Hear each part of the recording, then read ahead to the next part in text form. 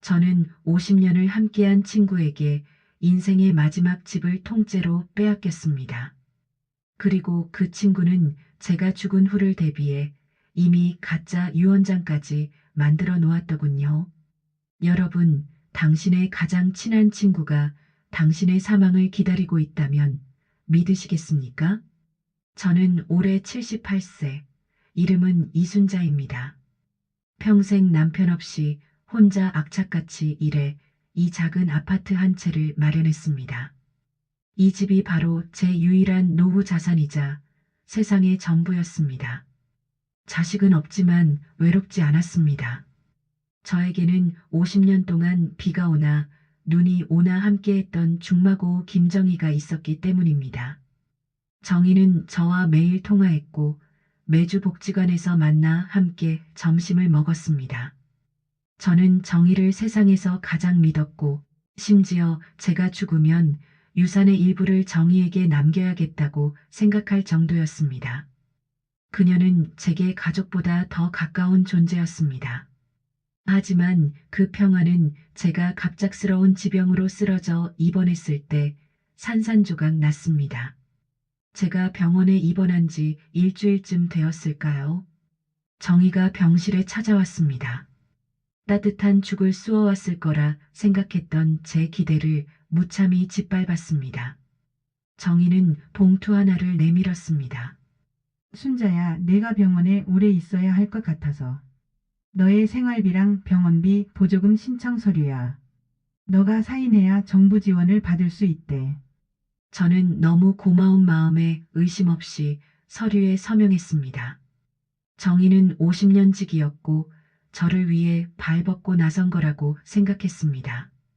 그때는 제가 침대에 누워 힘없이 펜을 쥐고 있었다는 사실이 얼마나 잔인한 비극의 서막이었는지 몰랐습니다. 저는 한 달 뒤 퇴원했습니다. 하지만 며칠 후 집으로 낯선 부동산 중개인이 찾아왔습니다. 그 사람은 저에게 집을 비워달라고 통보했습니다. 이 집은 이제 김정희 씨가 새로운 매수인에게 팔기로 했습니다. 잔금 치르는 대로 나가셔야 합니다. 저는 하늘이 무너지는 줄 알았습니다. 제가 서명했던 그 서류가 아파트 명의 이전에 대한 위임장이었다는 것을 그때서야 깨달았습니다. 가장 믿었던 친구에게 제 인생의 마지막 보루인 집을 통째로 빼앗긴 것입니다. 정희는 이미 제 명의로 모든 서류를 위조해 아파트를 가로챈 뒤 다른 사람에게 팔아치우려 했던 것입니다. 50년의 우정이 저를 길거리로 내모는 칼이 되어 돌아왔습니다. 저는 정희에게 전화를 걸었습니다. 제 목소리는 울음으로 떨리고 있었습니다. 정희야, 내가 어떻게 나한테 이럴 수 있어? 50년 우정은 다 거짓이었니? 내 집 돌려줘. 나 길거리로 나앉으라고. 정희는 제 울부짖음에 싸늘하게 답했습니다. 순자야, 너가 생각하는 그런 거 아니야. 내가 너를 왜 배신하겠니? 처음에는 저를 배신하는 게 아니라며 오해하지 말라는 말을 하며 억울해했어요. 하지만 얼마 지나지 않아 속내를 드러내더군요. 순자야, 냉정하게 생각해. 너 혼자 살면서 병치레만 하는데 그 큰 아파트가 내게 무슨 소용이니? 내가 너를 요양원에 보내려고 했어. 그게 너도 편할 거야. 그리고 내가 죽으면 그 집을 좋은 곳에 잘 쓸 생각이었다고. 그 서류는 네가 사인한 거야. 법적으로 아무 문제 없어. 저는 충격으로 말이 나오지 않았습니다. 그녀는 제가 죽은 후를 계획하고 있었던 것입니다. 제가 아팠을 때 저를 돕는 척하면서 가장 비열한 방식으로 제 노후를 파괴했습니다. 50년 동안 제가 쌓아온 신뢰가 얼마나 허무한 것인지 깨달았습니다. 저는 변호사를 찾아갔습니다. 하지만 변호사는 제가 서명한 서류와 공증된 명의 이전 서류를 보여주며 고개를 저었습니다. 이순자님께서 직접 서명하신 이상 법적으로 되돌리기는 어렵습니다. 사기죄를 입증하는 것은 거의 불가능합니다. 저는 길바닥에 주저앉았습니다. 눈앞이 캄캄했습니다. 하루아침에 전 재산을 잃고 세상에 혼자 남겨진 기분이었습니다. 노숙자 쉼터에 가야 하나 아니면 복지관에서 나눠주는 밥으로 연명해야 하나. 제 남은 인생은 절망뿐이었습니다. 저는 마지막으로 제 유일한 위안처였던 복지관으로 향했습니다. 복지관 사람들에게 제 처지를 말하기가 너무나 창피하고 수치스러웠습니다. 저는 구석진 곳에 숨어 눈물만 흘렸습니다. 그때 저에게 한 분이 다가왔습니다. 바로 복지관에서 어르신들을 위한 무료 법률 상담을 해주시던 김 회장님이었습니다. 김 회장님은 저보다 2살 많은 80세셨고 대형 로펌 대표를 지내다 은퇴한 분이었습니다. 복지관에서는 늘 인자하고 지혜로운 어르신으로 통했습니다. 순자 씨, 왜 이렇게 울고 있어요? 무슨 일인지 저한테 솔직히 말해봐요. 내가 도울 수 있을지도 모르잖소. 저는 주저했지만 김 회장님의 따뜻하고 단호한 눈빛에 결국 모든 것을 털어놓았습니다. 50년 지기 친구에게 집을 빼앗긴 이야기, 그리고 그 친구가 제가 죽기를 기다리고 있었다는 잔인한 사실까지 말입니다. 김 회장님은 제 이야기를 듣는 내내 아무 말씀이 없으셨습니다. 하지만 그의 눈빛은 제가 처음 봤을 때보다 훨씬 차갑고 날카롭게 변했습니다. 김 회장님은 제 손을 잡으며 단호하게 말씀하셨습니다. 순자 씨, 이건 단순한 사기가 아니에요. 이건 노인을 향한 계획적이고 악랄한 약탈입니다. 그리고 우리는 이 악행을 절대로 용서해서는 안 됩니다. 내가 순자 씨의 변호인이 되겠습니다. 무료로. 저는 믿기지 않았습니다. 이미 돈을 주고 찾아갔던 변호사들도 포기한 사건이었습니다. 하지만 김 회장님의 눈빛에는 강한 확신과 정의감이 넘쳐 흘렀습니다. 그분은 저에게 마지막 희망이었습니다. 김 회장님은 곧바로 움직였습니다. 저는 그분이 은퇴한 변호사라는 사실만 알았지 얼마나 대단한 분이었는지 몰랐습니다. 그는 과거 로펌 후배들과 법률 구조단체에 연락했고 며칠 만에 제 사건을 전담할 전문 법률팀이 꾸려졌습니다. 복지관에서 만난 평범한 어르신이 저에게는 정의를 실현할 구원자가 되어준 것입니다. 김 회장님의 첫 번째 조치는 부동산 처분금지 가처분 신청이었습니다. 정의가 아파트를 다른 사람에게 팔아치우지 못하도록 법적으로 묶어두는 것이었습니다. 이 조치는 정의에게 치명타였습니다. 그녀는 아파트를 팔아 큰 돈을 챙길 생각이었는데 갑자기 모든 것이 중단된 것입니다. 정의는 분노했습니다. 그녀는 저에게 매일 협박 전화를 걸어왔습니다. 순자야, 너 복지관 그 늙은이한테 무슨 말했지? 너가 이런 걸 혼자 했을 리 없잖아. 당장 소송 취하해. 정의의 협박과 회유는 더욱 교활해졌습니다. 그녀는 복지관에까지 찾아와 제가 정신병이 있는 노인이라고 소문을 퍼뜨리려 했습니다. 하지만 김 회장님은 정의의 모든 행동을 미리 예측하고 있었습니다. 순자 씨, 악인은 궁지에 몰리면 더 비열해지는 법입니다. 하지만 우리가 법이라는 방패를 들고 있는 한 그녀의 협박은 아무 소용이 없습니다. 이제부터 우리는 정의의 마지막 숨겨진 비밀을 파헤칠 겁니다. 김 회장님은 정의가 단순한 부동산 사기 이상의 악랄한 계획을 세웠을 거라고 확신했습니다. 저를 요양원에 보내려 했던 그녀의 발언과 제가 병들었을 때 서명을 유도했던 시점이 너무나 의도적이었기 때문입니다. 법률팀은 정의의 주변과 금융거래 내역을 추적하기 시작했습니다. 그리고 며칠 후 김 회장님으로부터 상상조차 할 수 없었던 충격적인 보고가 들어왔습니다. 순자 씨, 우리는 정의가 당신의 생명까지 노렸다는 결정적인 증거를 찾았습니다. 그 친구는 당신이 쓰러지기를 기다렸고 당신이 사망한 후의 계획까지 이미 치밀하게 세워뒀습니다. 저는 공포에 질려 숨을 쉴 수가 없었습니다. 김 회장님은 떨리는 목소리로 말했습니다. 순자 씨, 정의는 당신이 입원했을 때 서명하게 한 명의 이전 위임장 외에 당신 명의의 위조된 유언장을 이미 작성해 보관하고 있었습니다. 위조된 유언장. 저는 그 말을 듣고 온몸의 피가 식는 것 같았습니다. 제가 죽은 후 제 재산 전부를 자신이 합법적으로 상속받을 수 있도록 미리 서류를 준비해 두었던 것입니다. 이는 단순한 사기를 넘어 저의 사망까지 계획했던 것과 마찬가지였습니다. 50년의 우정은 저의 생명줄을 끊으려는 밧줄이었던 것입니다. 김 회장님은 유언장 사본을 보여주었습니다. 서류에는 제가 정희에게 오랜 우정에 대한 보답으로 모든 재산을 상속한다는 내용이 담겨 있었습니다. 물론 서명은 조작된 것이었습니다. 정희는 제가 병으로 쓰러진 틈을 타 제가 살아있을 때 모든 것을 빼앗고 혹시 모를 법적 분쟁에 대비해 제가 죽은 후까지 완벽하게 설계했던 것입니다. 정의의 악랄함에 저는 분노를 넘어 체념했습니다. 하지만 김 회장님은 포기하지 않았습니다. 걱정하지 마세요. 이 위조된 유언장이 바로 정의를 법정에 세울 가장 확실한 증거가 될 겁니다. 우리는 그녀의 악행 전체를 세상에 드러낼 것입니다. 며칠 후 법원의 소환장이 정희에게 전달되었습니다. 사기 및 사문서 위조 혐의였습니다. 정희는 제가 늙은 노인 혼자서는 아무것도 할 수 없을 거라고 믿었지만 그녀는 복지관의 지혜로운 어르신들과 법의 심판을 간과했습니다.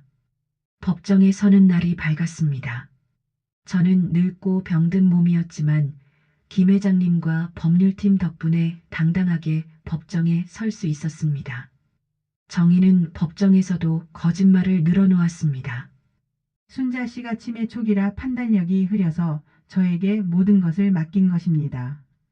저는 친구를 도우려 했을 뿐입니다. 하지만 김 회장님의 변론은 치밀했습니다. 그는 제가 입원했을 당시의 의료 기록과 정의가 위조한 유언장의 필적 감정 결과를 제시했습니다. 그리고 결정적으로 정의가 아파트를 급하게 매매하려 했던 정황과 제가 길거리로 나앉을 상황에 대해 철저히 외면했던 증거들을 낱낱이 공개했습니다. 정의는 더 이상 변명할 수 없었습니다. 그녀는 법정에서 무너졌습니다. 그녀의 50년 연기는 끝이 났고 탐욕으로 점철된 그녀의 악행이 백일화에 드러났습니다. 법원의 판결이 내려지던 날 저는 김 회장님과 함께 떨리는 마음으로 법정에 섰습니다. 정희는 고개를 푹 숙인 채 한때 저에게 환한 미소를 지어주었던 그 얼굴을 가리고 있었습니다. 판사님의 목소리가 울려 퍼졌습니다.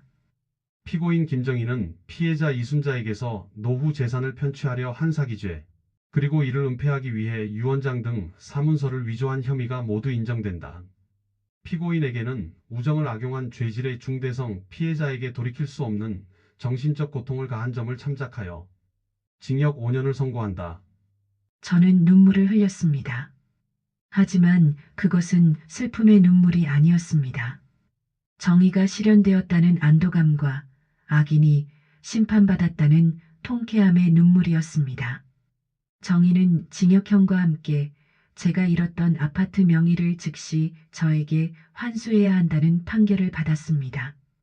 그녀의 탐욕은 그녀를 감옥으로 보냈고 그녀의 모든 계획은 물거품이 되었습니다.